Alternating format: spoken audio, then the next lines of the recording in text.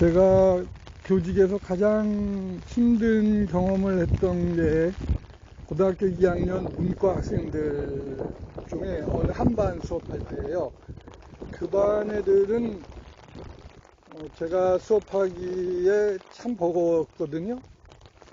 언뜻 볼 때 한 ADHD라고 생각되는 애들이 한 6명 정도? 6명인가 8명 정도 그런 애들이 있었어요. 그러니까 얘네들은 이제 한 아이가 무슨 말을 툭 던지면 그걸 이어받아요. 계속 그 6명 아이들이 이렇게 이어받아서 그 수업이 그냥 묵사발을 만들더라고요. 참 어려웠고요. 그래서 뭐 한 개 몇 가지 기술은 있어요. 그 걔네들은 그 시간의 흐름에 좀 무심해서요. 수업 과정을 칠판에 꼬박꼬박 학습 과정을 적어 나가고 가령 오늘 수업이 3단계다 그러면 3단계를 칠판에다 쓰고 한 단계가 지나면 V 체크를 해서 지금 어디쯤 가고 있다는 거를 안내를 하도록 했습니다. 그러다가 이 아이들이 제가 이제 수행평가 중에 교과서, 영어 교과서 본문을 읽는 거, 그거를 시간 이내에 읽도록 해라, 이렇게. 그래서 TV 화면에다가 본문을 아예 이렇게 주어주고, 그것을 이제 정해진 시간 안에 읽도록 수행평가를 냈습니다. 그런데 거기다가 이제 약간의 게임 요소를 가미해서 먼저 읽은 아이가 단어를 하나씩 지우고 들어가게끔 지울 수 있는 권한을 줬어요. 그러니까 애들이 아이들이 정말 무기력하다 할까 정말 수업을 방해했죠. 얘들이 이 게임 정말 고등학교 2학년 교육과정에 어울리지 않는 수행평가인데 애들이 이거를 너무 사랑하는 거예요. 민망할 정도로. 한 아이는 그러더라고요. 수업이 끝나고 나서 이제 가는 영어 교과실을 나가면서 야 오늘 공부 좀 하지 않았냐? 이러고 나가는 거예요. 저는 제가 귀를 의심할 정도였거든요. 그러면서 이제 제가 어렴풋이 떠오른 게 제가 이제 처음 교직에서 이제 유명 강사가 된 거는 그림 사전 때문이었거든요. 94년도네요. 아니지, 94년도인가? 네, 94년도죠.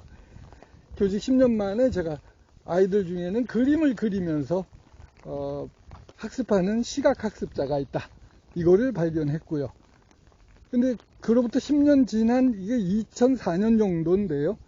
얘네들이 그 신체학습자라는 걸 깨닫게 된 거예요. 그러면서 학습에도 스타일이 있다. 그리고 그거를 이제 검색해 보니까 학습 스타일이라는 개념을 발견하게 된 거죠. 그러면 이 아이들은 사실은 미술이 싫다기보다도 자기 스타일이 아니다라는 그런 생각을 갖고 있기가 십상입니다. 그래서 수업 형태를 조금 바꿔보시도록 시도를 해보시면 어떨까 싶어요.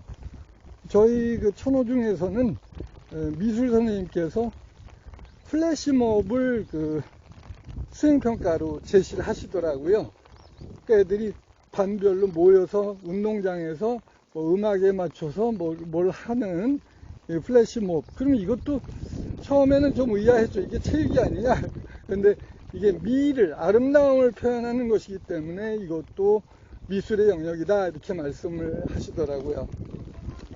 물론 밤마다 편차가 있습니다. 이런 수업은 애들이 몸이 뜨거운 애들, 신체학습 스타일인 아이들은 이런 스타일의 수업을 좋아하게 되겠죠.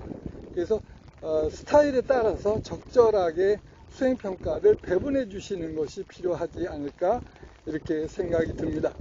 그 당시 제가 어려움을 겪었던 그 반 애들은 가이던스의 인성검사라는 결과가 나왔는데 반별로 평가 결과가 나오거든요.